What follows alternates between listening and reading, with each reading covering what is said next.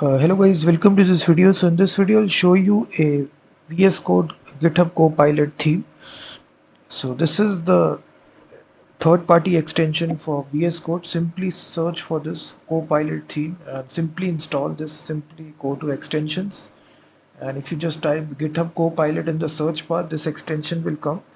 So this is the same theme which is used on the GitHub Copilot website. So if you want to use this theme, simply click the install button, and then basically it offers two themes. This is the main Copilot theme, GitHub Copilot theme. So the same syntax highlighting and same color combination is used here. So if you just want to use this, you can activate this theme. Simply click the set color theme option, and it also has the second version as well, which has a little bit higher contrast level. You can just see the syntax highlighting for various programming languages. So if you just want to have this theme activated, simply install this theme by activating this extension, Copilot theme. So